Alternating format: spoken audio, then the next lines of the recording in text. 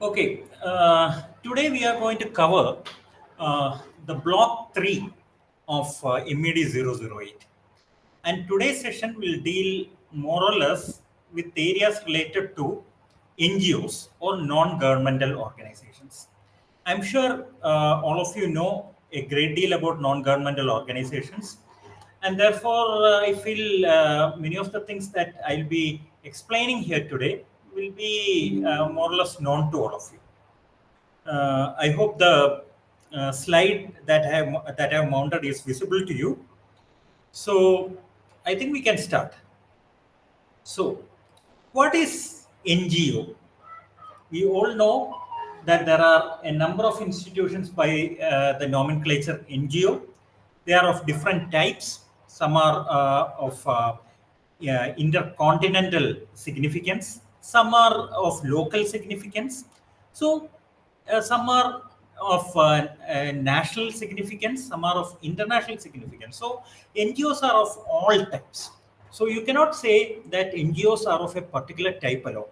There are a number of NGOs and a number of features associated with NGO, and each NGO is different from another. So let's see what are the basic aspects of NGOs and what role they actually play in the field of environmental conservation. So if we have a look at the World Bank's definition of NGO, they state that NGOs are basically groups and institutions that are basically independent of the government. That's a very important aspect. The very term non-governmental means that they are independent of the government. If they are dependent on the government, you cannot say that it is an NGO. It is something else. And second aspect, which is related to NGO as defined by the World Bank, is that it is characterized by humanitarian or cooperative elements. That is, these agencies are basically those which are having the sphere of activity in humanitarian areas and not in commercial areas. Of course, there are cases in which NGOs, the so-called NGOs, may at times enter into commercial activities also.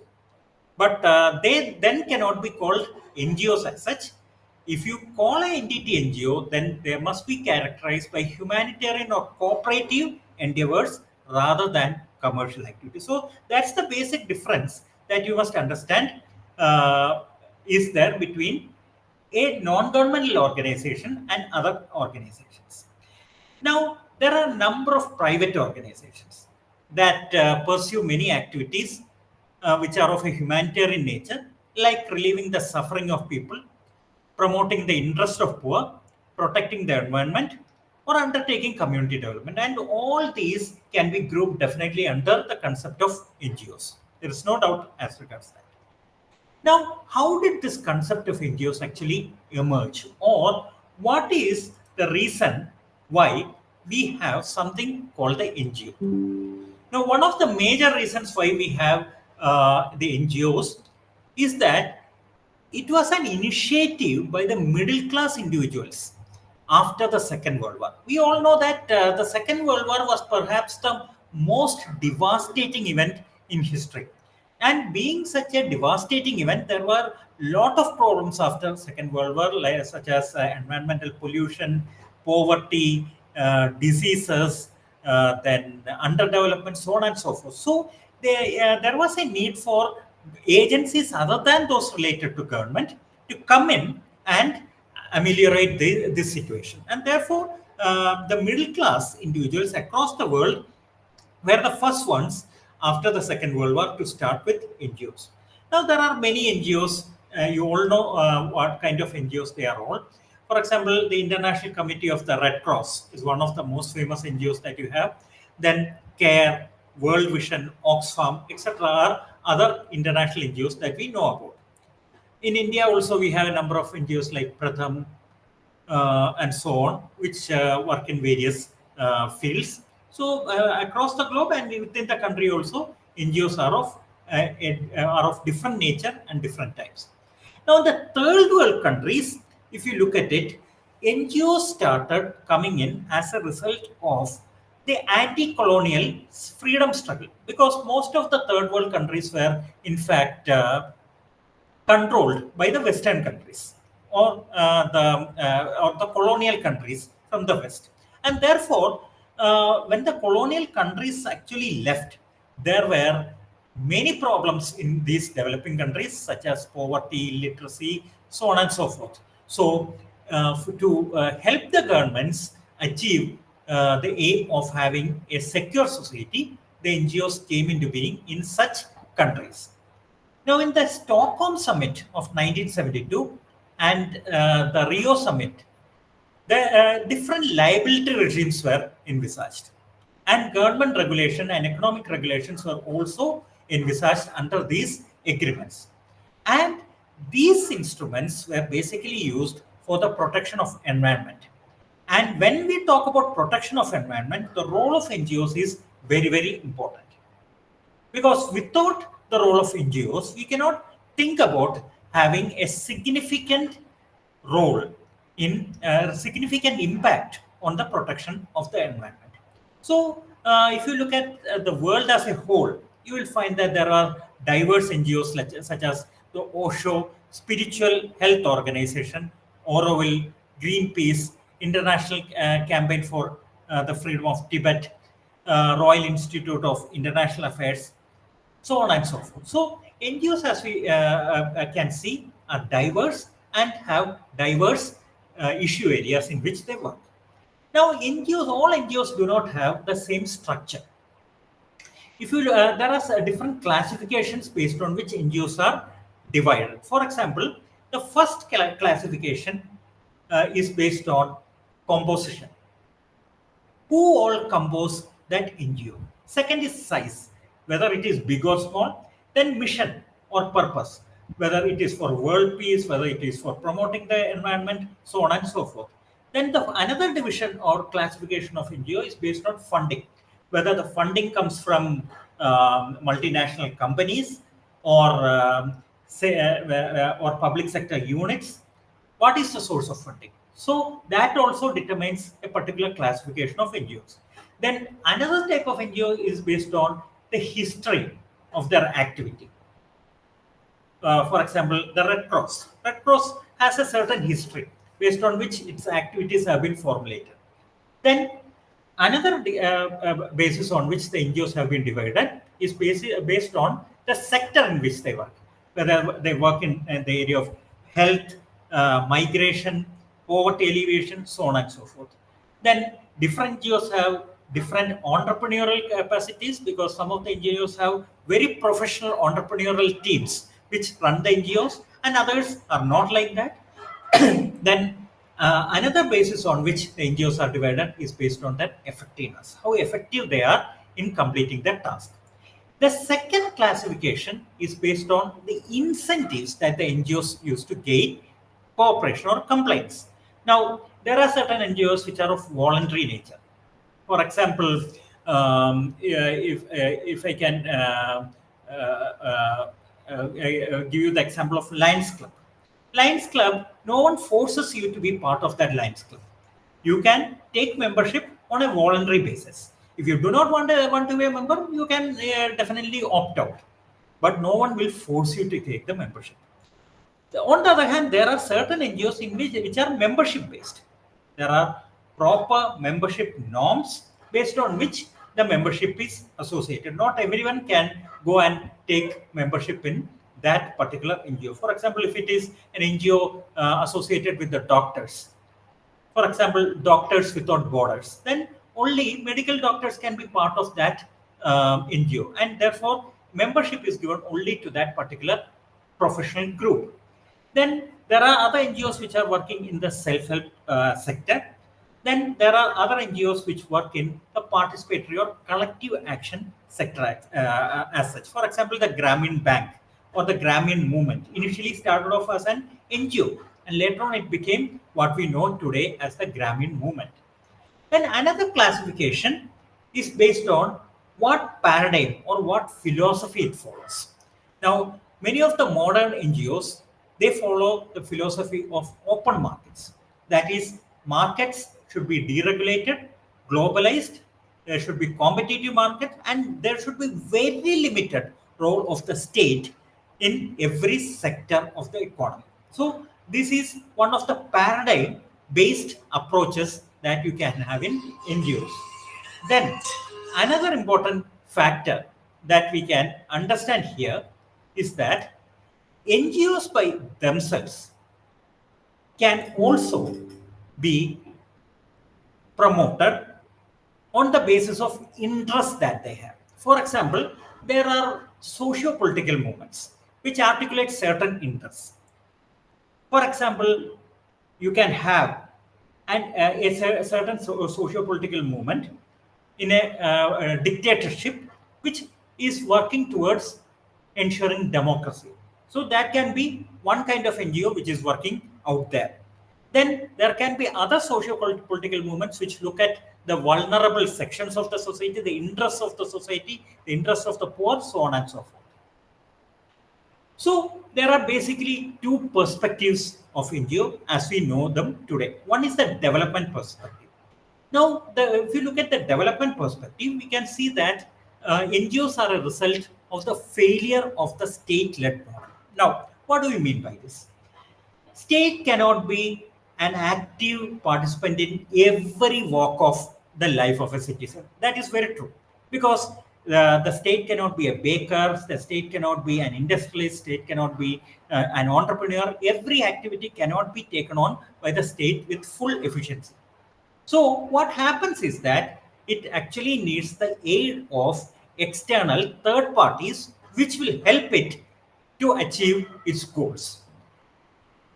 And when it comes to resource allocation, it is well known that state is mostly very inefficient because the state machinery itself is so big that the resource allocation will at most times not be efficient enough. And that's why you need more and more of faceless governance. Now, even at the national level, we are talking about faceless governance or governance without files. Why is it so? Because when the number of intermediaries become lesser and lesser, your efficiency and resource allocation efficiency goes up. So that's basically as simple as that. So what it means is that when you have a state dominant system, then there is a possibility of rent seeking.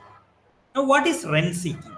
Rent seeking basically means that an entity is seeking to increase its own welfare without creating benefit for the society.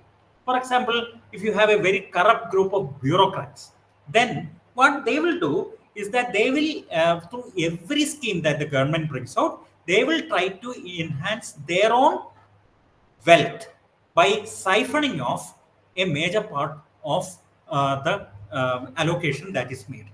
So that's just an example that I'm saying. It's not that bureaucrats are corrupt, but I'm saying that if the situation is like that, then this could be an example of rent seeking.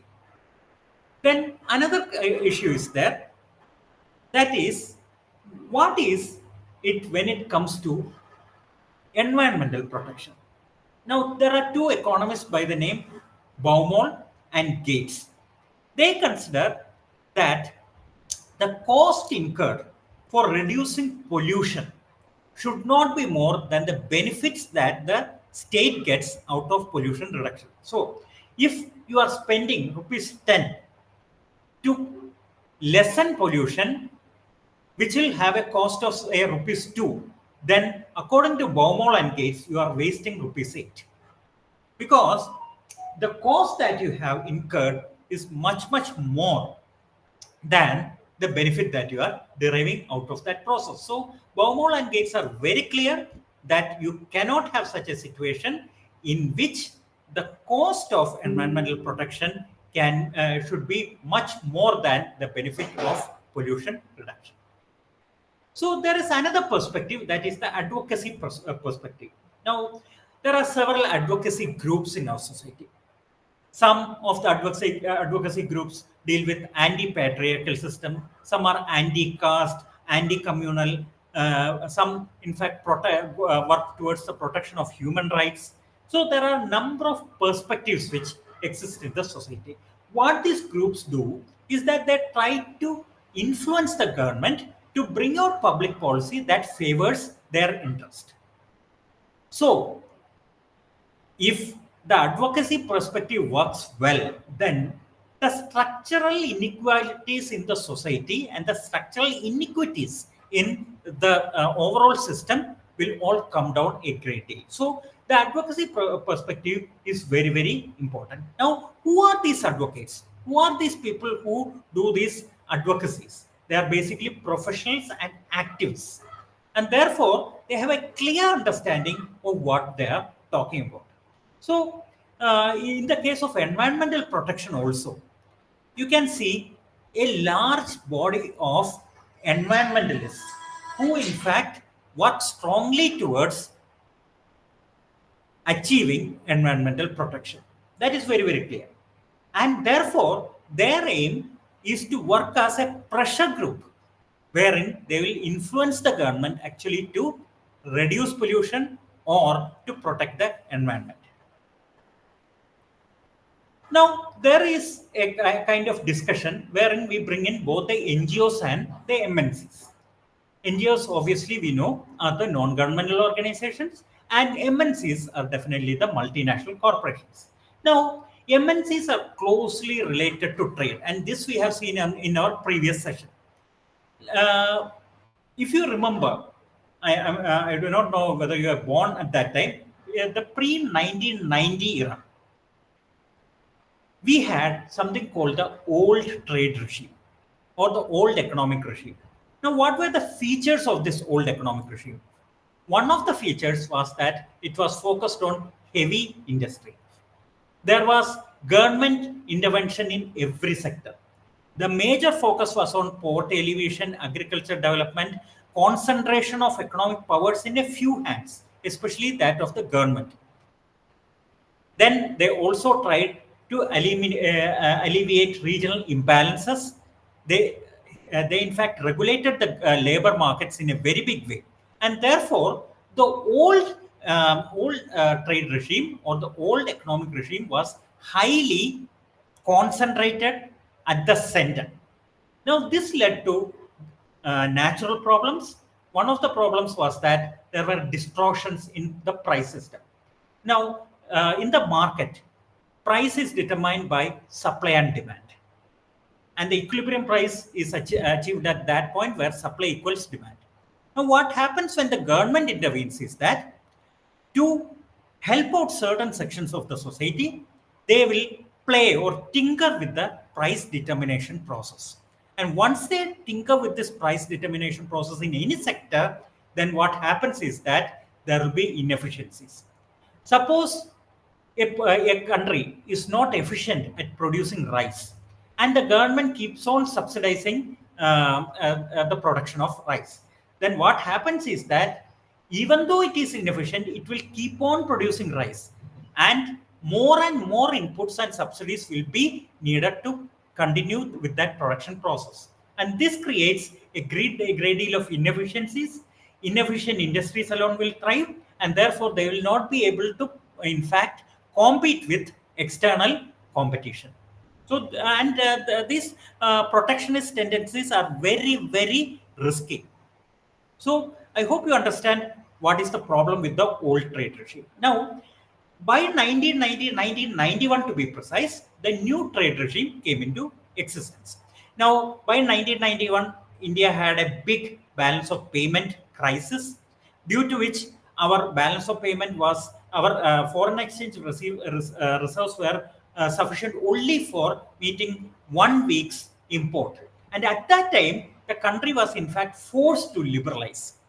Now, what is liberalization? It is basically a policy of deregulation, disinvestment, opening up of the economy by reducing the barriers to international trade and investment. And along with this liberalization took place the concept of privatization and globalization. Privatization is basically selling off your national assets, most of which are inefficient, to private hands so that the private agencies come in and make them efficient. And globalization is basically making your economy competent enough to compete with the best in the world. So that is the kind of situation.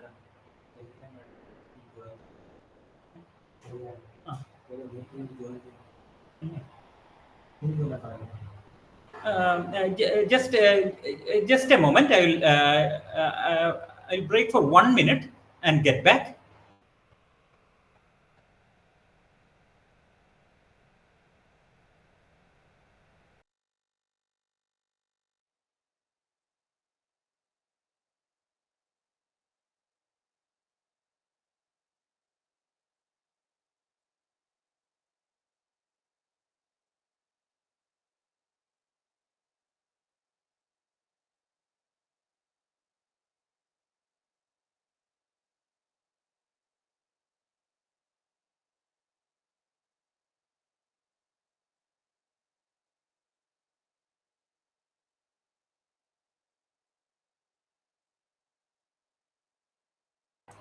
Sorry for the interruption. I had a call, so I'm extremely sorry for the interruption caused.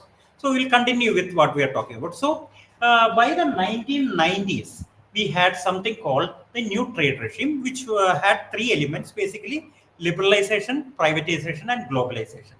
And these three aspects are now known by the name structural adjustment policy. That is, you actually change the structure of the economy to make it more competent and efficient.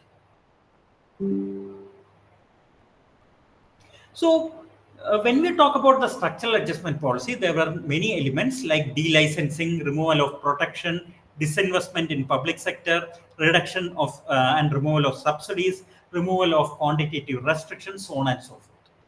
Now, the advantage of doing this is that your country and your economy becomes efficient vis-a-vis other countries. Now, what was the impact on the environment? Now, when we talk about this period, we will find that the impact on of the environment due to the new industrial policy was not always very good, because the new trade and industrial policy was based on production of more and more and more of goods, and production of more and more goods in the industrial manner means that you are going to use more of natural resources, including that of lead, silicon, cadmium, mercury, and iron, and all kinds of non-degradable and some of the degradable material as well. So, if you see the case of a PC or a personal computer that you are using alone, once its time period comes to an end, but or once its utility comes to an end, if you throw it out to the environment, it will cause deep fissures in the environment. It is not biodegradable and it will cause a lot of problems. Similarly, e-waste has become a major problem due to mass production. In fact, many of the metals have caused neurological disorders and as well as liver, kidney, and lung problems to many people across the world. So, the increase in industrial waste has been a major negative impact on the environment, and this is caused by what we know as the new trade regime. So, in the new era, what we have are the new NGOs. Now, NGOs are set to complement the reform agenda of developing as well as developed countries. And these NGOs are called the new NGOs. Now, they have become an integral part of any structural adjustment package which the World Bank or the IMF or any international agency implements in a developing country. Now, NGOs are also partners and agents in the social funds and other compensatory schemes, which are designed by the government to be provided to their population. Because now we know that the government is moving away from many of the social sectors, including health, education, etc. And it expects new NGOs to come into those fields and take up those activities. And therefore, what happens is that government and other industries provide a lot of funds to these new NGOs to take up these activities. Now, the MNCs have a major role to play now in the society. After the Great Depression of 1930s, you all must be knowing about the Great Depression, especially economic students know a great deal about it. Uh, there was, in fact, the Second World War also. And when the Second World War ended, it was realized that a movement should be started for egalitarianism. That is, lot of disparity was there in the society at that time. And therefore, power was concentrated in very few hands. To avoid that, a lot of movements started after the Second World War. And these movements took the form of consumer forums where consumer interests were highlighted, trade unions, human rights movements, environmental movements, etc. And this kind of a pressure gradually brought in the concept of corporate social responsibility as well. Now, the corporate social responsibility basically means that each industry has a responsibility to sustain and provide a positive impetus to the country or the society that it is working in. Therefore, what normally happens is that these companies put a part of their earnings, maybe 2% or 1%, into a fund which is normally called the CSR funds, and these funds are diverted onto others, these NGOs. Now, NGOs also have a major role to play in socio-political movements. So, you have a large number of areas, political areas, in which NGOs actually use work as pressure groups. For example, for attaining reservation, for example, in India, many NGOs, in fact, worked in favor of reservation. Then there were NGOs which were in favor of providing more human rights. So you have a number of areas, socio-political areas, in which NGOs have a major role to play. So, however, the fact is that some of these NGOs are quite elitist.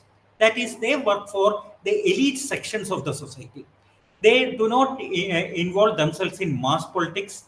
They, in fact, cater to the needs of certain highly accomplished groups in the society. And these NGOs are, in fact, of a dangerous nature. So they have to be taken care of, and proper control and checks have to be maintained over such NGOs as well.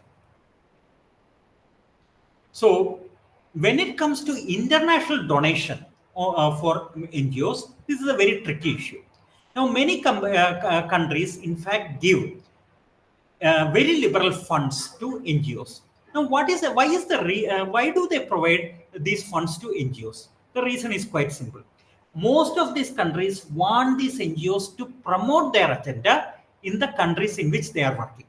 For example, if there is an NGO which is taking funds from, say, a country X, then that NGO will come to India and try to protect the interest of that particular country in India. So basically, this kind of a process is called manufacturing of consent. What it means is that when the NGO comes into a third country, they try to indoctrinate the people in that country and make their thoughts and beliefs in favor of the country which actually donates money to these NGOs. So what is actually happening is that they are transforming the thought process of those countries, of the people of those countries, and this is basically called manufacturing of consent. Now, when we talk about socio-political movements, there is a kind of linkage between socio-political movements and NGOs. And what is the nature of this relation? The nature of this relation is quite complex. There are certain NGOs which have much larger concern than which is normally possible to be put in the framework of an NGO. For example, you have NGOs which work in a large number of areas. So often, what they do is that they bifurcate their activities into sub areas, and they then focus on those sub areas so that optimum result is achieved. In certain cases, socio-political movements work in the opposite direction of NGOs. In other cases, these socio-political movements actually work together with NGOs. So it is basically what the socio-political movement is aiming to achieve, that we can say whether it works with the NGO or against it. Now, there are cases in which NGOs have come into conflict with the government or the governmental sector. For example, to counter the Narmada Bachao Andolan criticism of Sardar Sarovar project, there were a number of movements, festival, etc., which were conducted by the state, and the state was also correct in its concept, because the Narmada Dam was a vital project for not only Gujarat but even for Rajasthan. When the Narmada Dam came up, many parts of Rajasthan and Gujarat, in fact, which were never irrigated in the past, got irrigation, and a lot of cultivation and productive economic activity actually took place. And in fact, that is the reason why the government was so particular that it will go ahead with the Narmada Sardar Sarovar project. However, there are many NGOs which were working against this, and these NGOs were stating that there is large scale displacement of people, and this displacement is taking place at such a level that rehabilitation was practically impossible, as enough land is not available for rehabilitation. So there is always this conflict between NGOs and governments as well, because in many cases the perspective of the government may not be the same as the NGOs.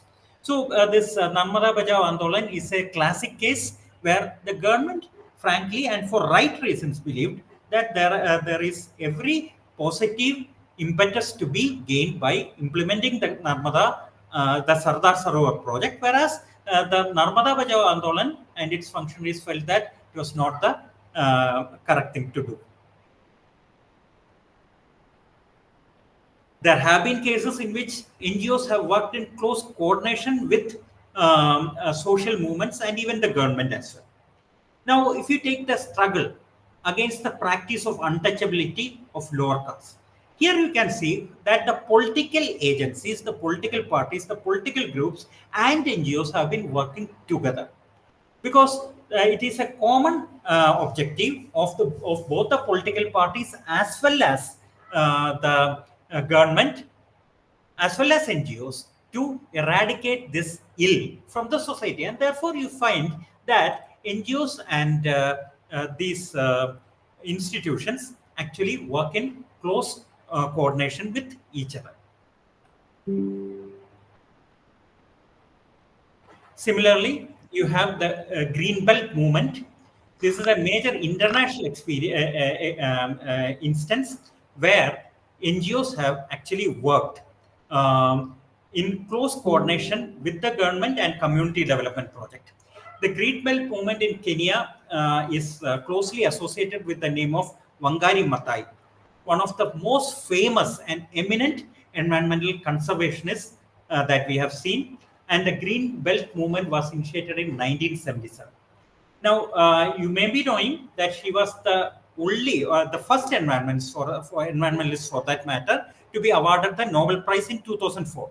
Now, what was this Green Belt movement? It was an effort to increase the green cover in the semi-arid areas of Africa, and thereby improve the livelihood and environmental sustainability of the area.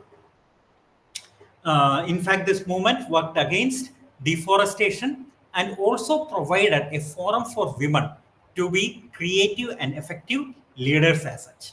So today, the Green Belt movement is so successful that it has more than 600 community networks across Kenya, and it takes care of nearly 6,000 tree nurseries. So you find that the Green Belt movement is a highly successful project in Africa. Now, you also have the concept of alternative NGOs. Now, traditional NGOs we have seen work in certain particular areas, whereas the alternative NGOs are those which strive to change the priorities and articulate the interest of other sectors for resource allocation. So what they do is that they take long-term benefits perspective in arguing that distributive justice may not show up immediate benefits, but certainly there will be future returns. So that's the main agenda. So if you make allowance for distributive justice, if you in fact intervene in the society by maybe providing income support or something like that, immediately the benefit may not be seen. However, in the long run, you may have the benefits coming up. So that is the perspective of alternative NGOs. Now there have been people's initiatives also, and people in fact have been working closely with NGOs in a number of areas. Now there are a number of vulnerable sections of the society who in fact have worked closely with the NGOs. For example, in the case of poverty alleviation, local resource mobilization, financing of local projects, environmental protection, etc. This is because large sections of the people are normally excluded from the development process. And therefore, you need some external NGOs to support them and to take them forward so that they also succeed in gaining, gaining from the development process. Now, the World Bank, the World Development Report on Sustainable Development, they made a very key reference and observation. They said that the progress that meets the needs of the present without compromising the ability of the future generation to meet their own needs should be the way in which development should be taken forward. Now, one of the major problems that we are facing today is urbanization.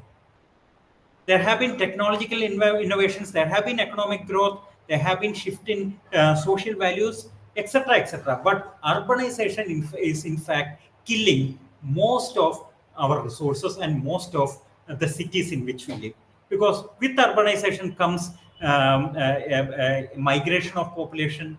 Then with that also comes pressure on existing resources, water resource depletion takes place. So there are a number of problems which are associated with urbanization. So urbanization is one of the major things that works against sustainable development. The World Development Report in fact states that a society in which majority has no voice can lose in two ways. Now, there are certain societies in which the majority population is suppressed. Now, what is the inefficiency caused due to this? One of the inefficiencies or difficulties caused by suppressing the majority is that majority will have larger number of people with greater creativity and productivity. And if you ignore and subjugate the majority population, then their efficiency and productivity cannot be used by the society, and this will lead to great efficiency losses as well. So that's why the World Bank report or the World Development Report states that any society which suppresses the majority will have great negative impacts.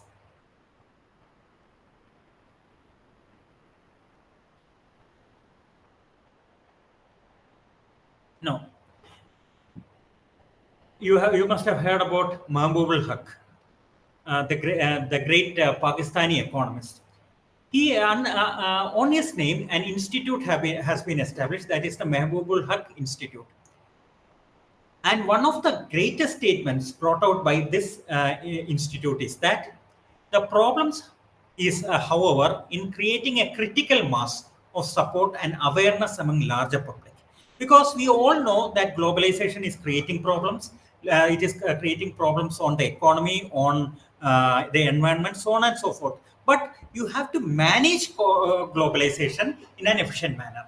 And if you have to manage globalization, then there has to be awareness among larger public about the issues which affect them at the local, national, and regional or even global level. The problem again is that disproportionate burden is put on the poor. Only a small portion of our society comprises of rich people, maybe 1 or 2%. The rest are all middle class or lower middle class or poor people. And therefore, the majority of the burden that is put on the poor people. So this has to end. And if globalization has to succeed, this disparity between the rich and poor has to come to an end. Now, let us see the Indian scenario. In the Indian scenario, a number of NGOs have been working on various areas, and most of these NGOs have been influenced by the thoughts of Mahatma Gandhi. And some of the NGOs which have been influenced by Mahatma Gandhi are Swadhyaya, then Kundala Taluk Grama Seva Mandal, Sumangali Seva Ashram, Self-Employed Women's Association, etc. And there are a number of others who are influenced by the thoughts of Mahatma Gandhi.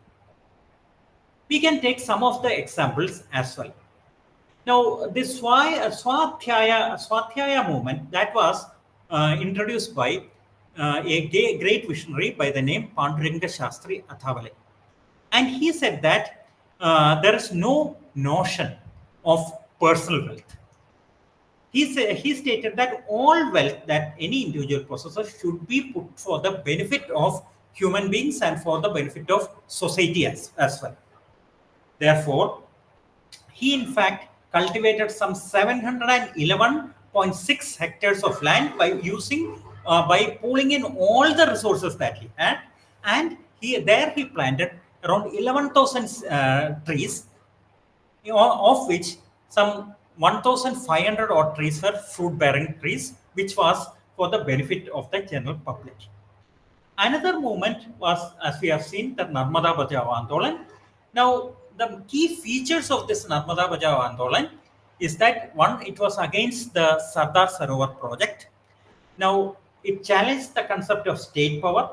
It questioned the model of development that was in place, and also deployed different forms of protest which were not seen since then and before then as well.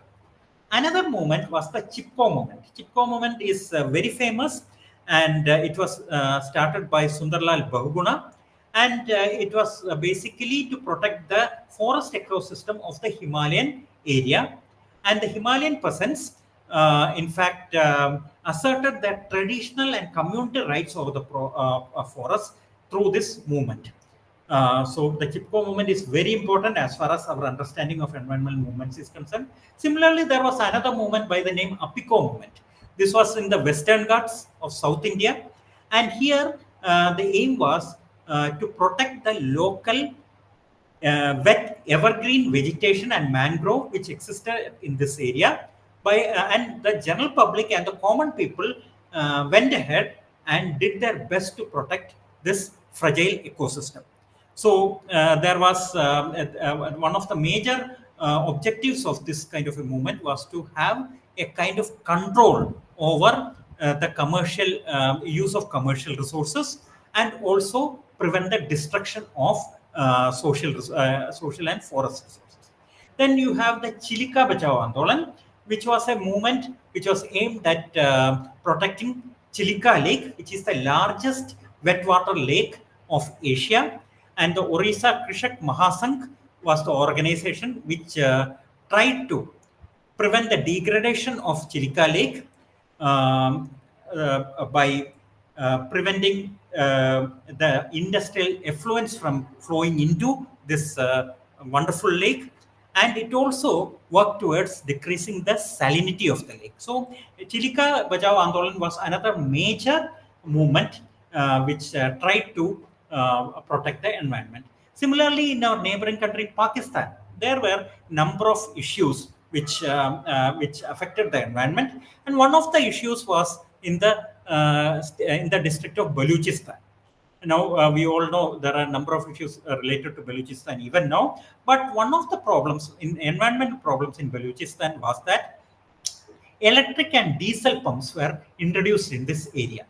And as a result of the introduction of the electric and diesel pumps, these big pumps used to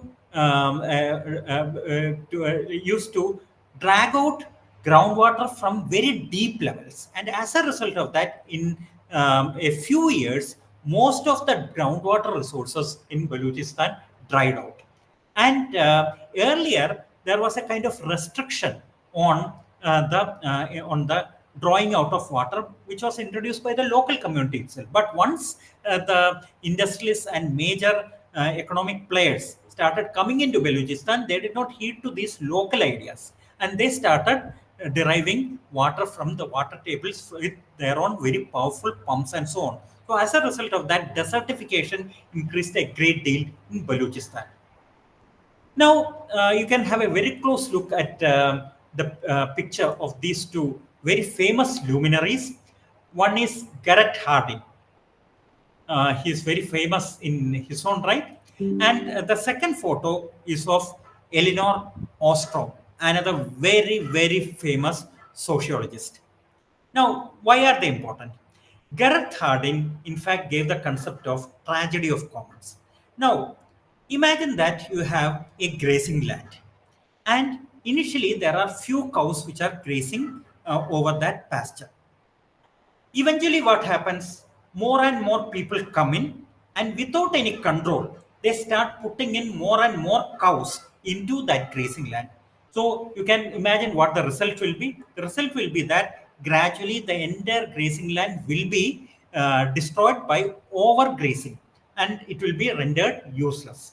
So Garrett Hardin called this concept tragedy of commons, which means that where there is no control over common resources, people have an incentive to spoil it by overusage. So that is the concept of a tragedy of commons. Now, Eleanor Ostrom came up with an idea which was quite against what Hardin was mentioning. She stated that where local communities are involved in protection of their environment, they bring in such rules which will be beneficial for the society. So what it means is that the commons, or what we know as the common environmental resources, can be managed by a bottom-up approach rather than from a top-down approach. So if you give the rights of management of that common environmental resources to the common people, then they will frame their own rules to protect that environment, because they know that unless and until you protect that resource, it will not be available for future use. So she gives an example of the Maasai tribes of Africa. Now, in the case of Maasai tribes of Africa, they have formed community level norms or rules for selective logging. That is, they have formed the rules that in their forests they will cut only the mature trees. Grazing is limited to only to one part of the manor, and similarly, the number of animals that you can hunt is also limited. So, by forming such local rules, the Maasai tribes have in fact protected the environment, and this is one of the examples that Eleanor Ostrom gives in contention of her concept. Now, in Bangladesh also, there have been a number of instances where environmental degradation has been prevented by the local communities. So, one of the major events was peasant action forum named the Krishak Sangram Samiti was initiated, and they in fact protested against waterlogging, which was due to the raising of the height of the embankment by the government. And due to their protest, the government had to, in fact, lower the heights of the embankment, and environment was thus protected. Similarly, you have other instances also in Bangladesh. And one of the instances in which the protest of the local communities was very successful was in the case of the movement against trade in toxic material. So what happened in 1998 was that till that time, all toxic material from the Western countries were being dumped into Bangladesh. But in 1998, there was a resistance movement to stop such dumping into Bangladesh, and as a result of that, the government was forced to stop foreign ships from coming in and dumping toxic material into Bangladesh. So it was a very successful movement. Now, when we talk about the implications of globalization, they work in both the ways. On one hand, there has been greater access to new products, new culture has come in. Then there has been a rise in income. New industries have been set up in different parts of the world. But on the other hand, there has been many very negative impacts on the environment. For example, the burning of the fossil fuels has in fact contributed to global climate change. Due to environmental warming and greenhouse effect, the sea levels are rising, and the next decade or so, we may see that countries like Maldives are being submerged, and extreme weather conditions, including heat, are affecting the society across the globe. So that is due to globalization. There are not only positive effects, but very many negative effects as well. So that is basically this argument that there are positive impacts as well as negative impact on or due to globalization. If you look at some of the positive impact, it is due to globalization that new vaccines were all found out to prevent polio and other diseases. Even in the case of COVID, if we did not have something like globalization, vaccines such fast rate would not have been produced anywhere in the world, including in India. Therefore, globalization does have its positive impact even on the environment, but definitely the negative arguments are also very strong. Globalization is creating a difference in the wealth between north and south. That is, the northern rich countries are becoming richer and the southern countries are becoming poorer. And the inequality between the poor and the rich is also increasing a great deal. And there is a dependence, greater dependence on automated ways of life. And definitely the ideas and concepts of the West are transferred to the developing countries through the process of globalization as well. So we can learn a number of lessons from the past, how globalization is impacting the society, environment, etc. If you take the case of Mozambique, it's an African country. The International Monetary Fund stated that uh, 70% of the water services, that is water supply services of Mozambique, had to be privatized. And as a result of that, these water services were taken over by European multinationals, and a large number of poor people could not get the benefit of water services after these multinational agencies took over. Similarly, if you look at South Africa also, we have an instance where the water supply was privatized. And as a result of that, many poor people could not get water at all. And when once the water supply was privatized, the price of water was raised by several counts. And when the price of water rose, many people could not actually pay the bills, and they were all evicted from their homes. So you can see that privatization actually has had a very debilitating effect on the poor people as well. In India also, if you have a look, we had the case of seed suicides. The poor farmers, they are not able to afford the price of seeds which come from multinational companies. Now, what the multinational companies do is that they, in fact, put in organically modified seeds, and they can only be used once. So what happens is that once the seeds are used, the in the second cycle of cultivation, the MNCs have to approach the seed companies, the MNCs once again, and the poor farmers have to approach the MNCs once again for in fact continuing with the agriculture.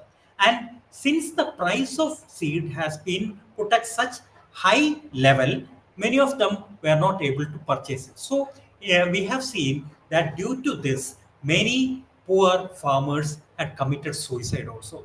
And not only this, due to the high cost of cultivation, many farmers are forced to take loans at very high rate, not only from our banks, but mostly from private money lenders. And when they are not able to pay back the money, the private money lenders, in fact, usurp many of the resources that these poor farmers have, and they are left with no other way but to commit suicide. So these hybrid seeds and also the high cost of cultivation is in fact a result of globalization, and that is in fact creating havoc in many people.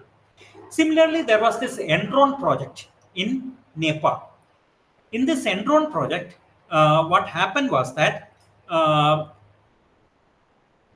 Enron hydroelectric project was sought to be built in Nepal in a highly environmentally sensitive zone, and people feared that due to this project, there would be loss of biodiversity.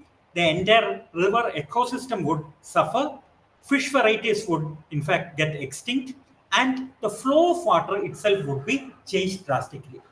Therefore, there was a big mass movement against Enron, and in 1998, due to the pressure of people and the general public, Enron had to pull out of this project. So, finally, what are the alternatives that we have? Do we have any alternative for globalization? Of course, we have. That's why this particular NGO called the World Social Forum, it states that another world is possible. That is another world which does not completely fall into the trap of globalization, that is possible. Global institutions like IMF and the World Bank must now be more transparent. Their lending policies should be very clear to the developing countries. And only if that happens, then we will have greater efficiency in resource allocation in many of the countries. And not only that, IMF, World Bank, and the other lending agencies should also be sensitive about the environment. They should not lend to such projects which, in fact, destroy the environment. That is very, very important. We must also develop systems that will be, in fact, fairer, that will, in fact, lead to a fairer distribution of wealth in the world. The difference between the richest and the poorest should come to an end. The taxation and tariff system should also be liberalized. Now, many countries are using tariffs and taxation in such a way that they are creating barriers for trade and hurting the interests of developing countries. So, another and the last point that we should emphasize upon is that the infrastructural facilities in developing countries, including that of transportation, telecommunication, banking, so on and so forth, should improve a great deal so that the developing countries benefit from the gains of globalization. So this is, in a nutshell, what I had to state today. So,